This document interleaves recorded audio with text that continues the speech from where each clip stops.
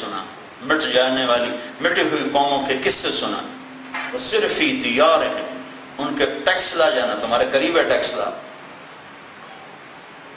سیر کو نہ جاؤ، عبرت کی نظریں لے کر جاؤ، موہنجو داڑو جاؤ، ہڑپا جاؤ اور ان سے سوال کرو یہاں بڑے شور تھے کدھر گئے؟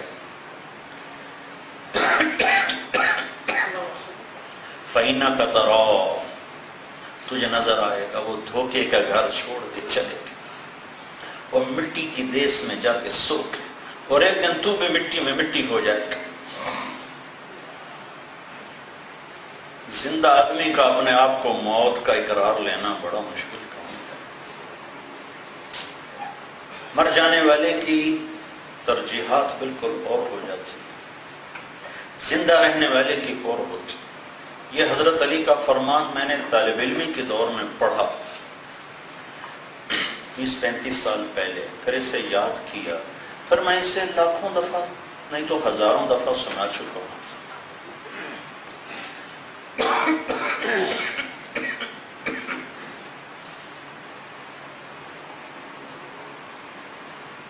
قررہ بالفنا، اسے منوانا کہ تو نے مر جانا ہے۔ یہ میں اب بھی بیان کر رہا ہوں، پہلے بھی کیا ہے، لیکن اس وقت میرے بولنے کی کیفیت اور ہے۔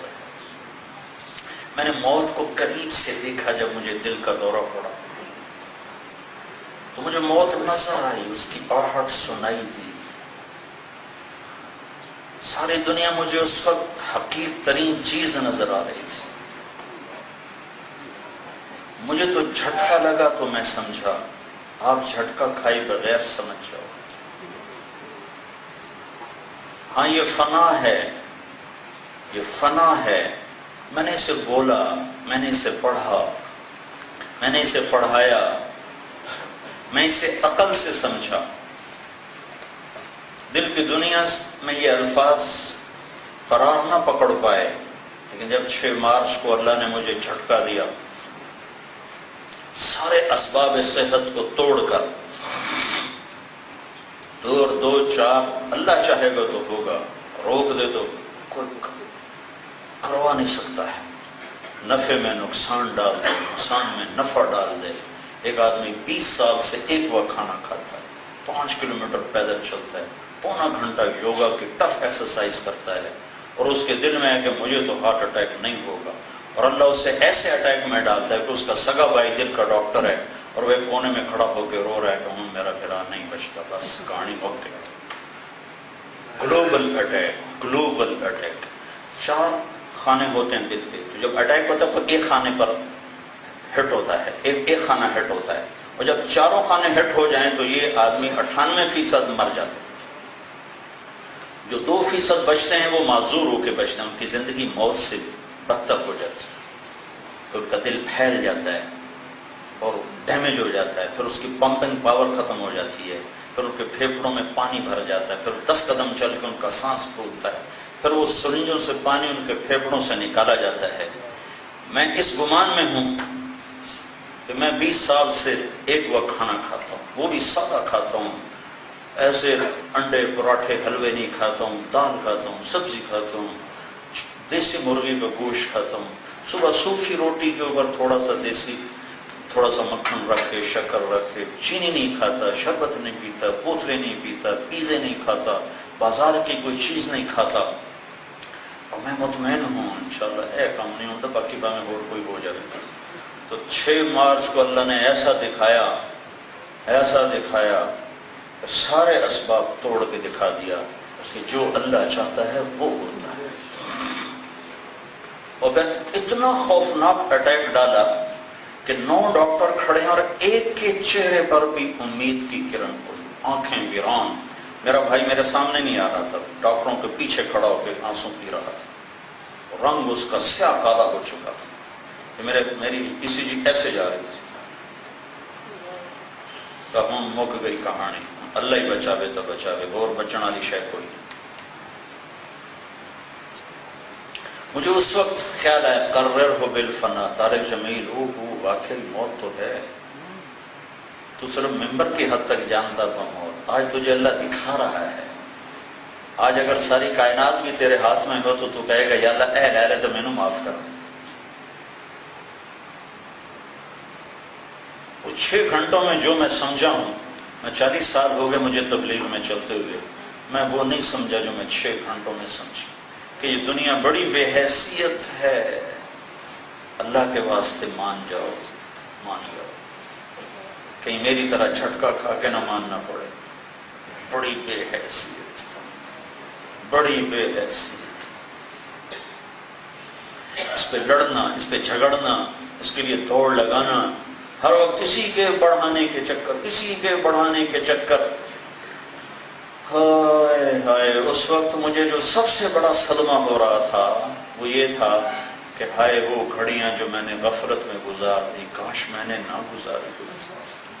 حالانکہ میں 18 سال کی عمر میں تبلیغ میں لگا، میں اللہ کے شکر پہ میں تمہارے سامنے اپنی واہ واہ کروا کے کیا لینا ہے، میں دنیا کو کسی اور طرح دیکھتا ہوں، میں نے موت دیکھ کر پیچھے ہٹاؤں، میری سوچ اب اور ہے، میرا ذہن اور ہے۔ میاں دی گل جی دے کی جانے سو جانے جو مردہ ہو۔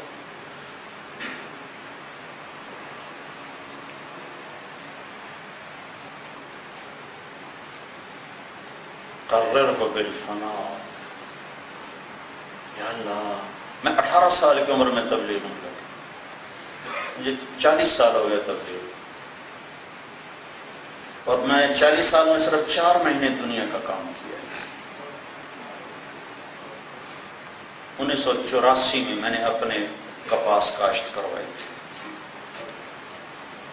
رائمنڈ سے بیمار ہو کے چھٹی پر گھر چلا گیا، تو فارغ مصروف آدمی کا فارغ رہنا بڑا مشکل کام ہے، تو میں نے اپنے والد مرحوم سے اجازت مانگی کہ آپ اس دفعہ مجھے کپاس کاشت کرنے دیں، مجھے بتاتے رہے میں کرتا رہوں۔ میں نے کہا ٹھیک ہے بیٹا تو کر لے۔ جون جولائی اگست ستمبر یہ 4 مہینے میں نے کپاس کاشت کی۔ اس کے بعد فزیکلی میں دنیا میں کبھی نہیں لگا، جو کچھ ہے وراثت کے طور پر اللہ نے دیا ہے، اس کو سنبھالنے کے لیے اللہ نے ایک نظام بنا دیا ہے، چھوٹا بھائی زیادہ اس کو دیکھتا ہے۔ 4 مہینے کے آخر تھا، میرے والد صاحب قدیم طرز کی زراعت کرتے تھے، اس زمانے میں سپرے نئے ایجاد ہوئے تھے، سپرے کرنا، وہ کہتے تھے سپرے نہ کر، پیسے واپس نہیں مڑنے۔ مجھے وہ زراعت والے کہتے میاں صاحب کرنے بڑے ضروری، میں نے پہلا سپرے کیا، والد نے مخالفت کی، دوسرا کیا انہوں نے مخالفت کی، تیسرا کیا انہوں نے مخالفت کی، چوتھا کیا انہوں نے مخالفت کی، پانچواں، اس وقت 5 سپرے پہ کپاس پک جاتی، اب تو 15 سپرے کر کے بھی نہیں تیار ہوتی۔ 4 سپرے ہو چکے تھے، 5ویں کا سامان تیار تھا، تو میں نے خواب دیکھا، میرے تایا اور بھائی ان کی ساری جائیداد ہے، وہ جو گاؤں ہے پورا، تو میرے تایا کا ایک بیٹا فوت ہو گیا تھا جوانی میں، خضر حیات، اولاد بھی نہیں تھی، تو میں نے اس کو خواب میں دیکھا، وہ بڑے غصے میں کھڑا ہوا، میں یہاں ہوں، وہ یہاں ہے، اور سامنے ایک آدمی ہے، اس کو وہ کہہ رہا ہے طارق جمیل نو آکھو اگاں سپرے کام کوئی نہیں آونے، پیو دی قدر کرے۔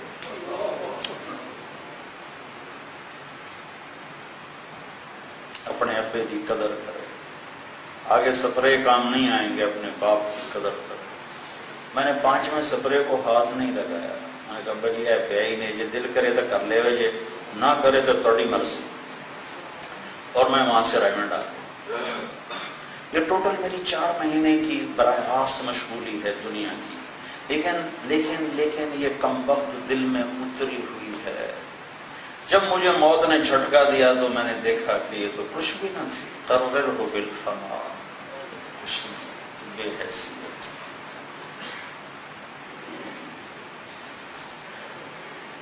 ہمارے قریب ایک زمین بکی، میرے بھائی نے اس پہ شفا کر دیا۔ شفا ایک شریعت کا جائز حق ہے،